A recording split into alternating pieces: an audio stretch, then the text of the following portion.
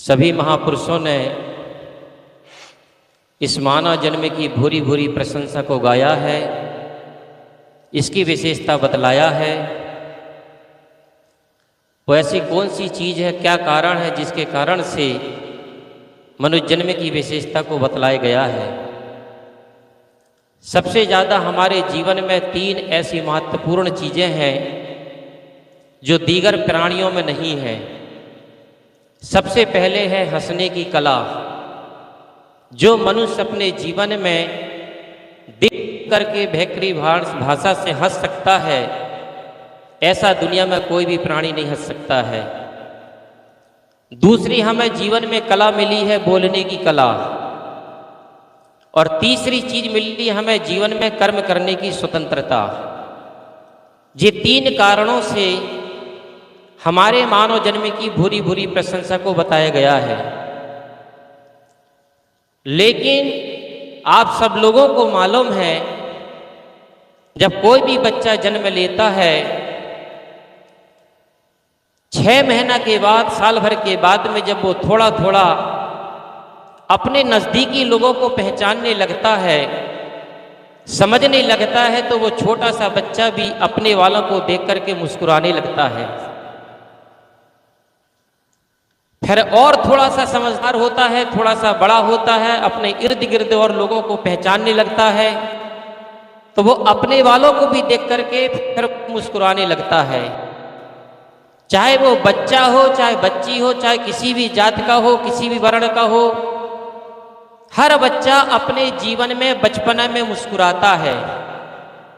लेकिन सबको अपना अपना जीवन का अनुभव है कि जब जैसे जैसे उस बच्चे की जीवन की यात्रा आगे बढ़ती है, आगे निकलती है, उस बच्चे के जीवन में उसकी मुस्कुराहट धीरे धीरे समाप्त होने लगती है।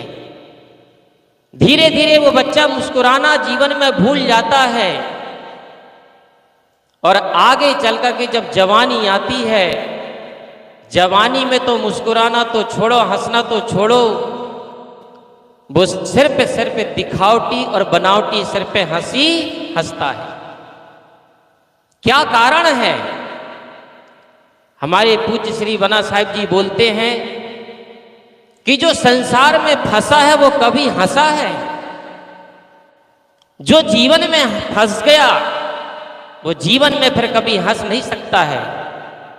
तो कहीं ना कहीं हर व्यक्ति अपने जीवन में ऐसा कुछ जीवन का रास्ता का चुनाव करता है, ऐसे कुछ रास्ते को पकड़ता है, ऐसे कुछ जीवन में आदतों को ग्रहण करता है, जिसके कारण से वो बच्चे की धीरे धीरे जवानी आते आते उसकी जीवन की मुस्कुराहट समाप्त हो जाती है। अगर वो सिर्फ जवानी में अगर हंसता भी है तो ध्यान रखना, सिर्फ ओंठों से हंसता है और दिल से रोता है। और बुढ़ापे आते तक तो उसकी जिंदगी की हंसी और मुस्कुराहट तो ऐसी जीवन से सूख जाती है जैसे रेगिस्तान में नदी के प्राण सूख जाते हैं। ऐसे उसकी जिंदगी से उसकी हंसी और प्रसन्नता और मुस्कुराहट खत्म हो जाती है। तो मैं कह रहा था कि जब आदमी अपने बुढ़ापे में अपने बचपन को याद करता है, अपने बचपन को दिन पलटता है, तो दूसरे से बोलता है कि हम तो जवान बचपना में ऐसे हंसते थे, ऐसे खेलते थे, ऐसे कूदते थे, लेकिन अब वो दिन सिर्फ याद करने के लिए रह गए हैं, लेकिन वापस नहीं मिलने वाले हैं। फिर दूसरे से कहता है कि वो भी दिन क्या दिन थे जब चेहरे से हंसी झलकती थी, आज के दिन क्या है, होंठ मुस्कुराने को तरसते हैं। तो हर व्यक्ति ने अपने जीवन में कुछ ऐसा रास्ता पकड़ा है, कुछ ऐसे कर्म किया है, कुछ ऐसी आदतों को पाला है, जिसके कारण से आदमी सिर्फ दिखावटी हंसी हंसता है, दिखावटी मुस्कुराता है, लेकिन दिल से रोता है। और ये सारी दुनिया ऐसी है, सिर्फ तुम्हारी ओंठों की हंसी को देखती है, लेकिन तुम्हारे भीतर के दर्द को, भीतर के गम को कोई भी नहीं देखता है। ओंठों पे हंसी देख ली, अंदर नहीं देखा, यारों ने मेरे गम का समुंदर नहीं देखा। कितनी हंसी है दुनिया, ये जानते हैं आप? मरमर के जीने वालों का मंजर नहीं देखा। शीशे का महल तूने बना तो लिया दोस्त, लेकिन समय के हाथ में पत्थर नहीं देखा। ये है हमारी जीवन की हकीकत। तो हमारे जीवन में हर बात के पीछे एक तर्क छिपा रहता है, हर बात के पीछे एक तर्क छिपा रहता है, हर प्रश्न के पीछे का अर्थ छिपा रहता है। दिल की गहराइयों में उतर के देखो तो हर दिल में एक दर्द छिपा रहता है। यहां पर जितने भी लोग होंगे, ऐसा कोई भी व्यक्ति नहीं होगा, चाहे सत्संगी हो चाहे बिना सत्संगी हो, ऐसा कोई भी व्यक्ति नहीं है जो कोई ना कोई गम का मारा हुआ ना होगा। और वो एक ही गलती ने, एक ही गम ने, एक ही दर्द ने हमारी जिंदगी को, हंसी और खुशी को छीन लिया है। इसीलिए संत गुरुजन कहते हैं कि जो अपने को जीवन मिला है, बहुत संभल करके चलना, बहुत सोच समझ करके अपने जीवन के कदम को आगे बढ़ाना, नहीं तो धीरे धीरे धीरे धीरे जो आज हम अपनी नासमझी की जिंदगी जीते हैं, बेहोशी की जिंदगी करते हुए जीवन यापन करते हैं, जे आगे भविष्य में चल करके हमारे अपने आप के लिए, खुद के लिए ही बहुत महंगा सौदा होता है। हम जितने भी जीवन में जितने सब काम करते हैं, आप जब भी इस प्रकार के काम करते हो तो बिना बेहोशी, बिना अज्ञानता के कभी भी आदमी जीवन में अपने आप के लिए दुख के काम न तो बोता है और न दुख के काम करता है। ये सत्संग हमें क्या करता है? सत्संग सिर्फ हमको जगाता है। हम जो बेहोशी का जीवन जीते वो हमको सजग करता है, सावधान करता है। लेकिन हम सत्संग में भी बैठ करके, सत्संग में भी आकर के, यहाँ भी थोड़ा सा समय जो हमको मिलता है, उसको समय को भी हम अपने जीवन में इधर किधर की बातों में, फालतू बातों में अपना समय को बर्बाद करते हैं। तो संत गुरुजन कहते हैं कि अपने जीवन में सबसे पहले बहुत सावधानी का जीवन जिए, सावधानी से अपने रास्ता चलिए। और सावधानी का मतलब एक ही है और बेहोशी का मतलब एक ही है कि जिस काम को आप कर रहे हो और जिस काम को करने के बाद आपको अपने आप में अशांति पैदा करे, चिंता पैदा करे, दुख पैदा करे, समझ लेना कि वो काम आपने अपने जीवन में बेहोशी से और नासमझी से किया है। और जिस काम को करते समय आपके मन में प्रसन्नता होए, आपके भीतर में निर्भयता पैदा होए, आपके मन में घिचपिच पैदा ना होए, आपके मन में कोई संशय दुविधा पैदा ना होए, तो समझ जाना कि वो काम अपने आप के लिए, खुद के लिए सही कर रहे हो। इतनी सी कसौटी है जिंदगी की, क्योंकि कोई भी काम, गलत काम तुम जब भी करते हो ना, तो ध्यान रखना आप होश हवास में करते हो, ना समझी में करते हो। क्योंकि ये बात कभी भी दुनिया से छिप सकती है, लेकिन अपने आप खुद से कभी ना तो छिप सकती है।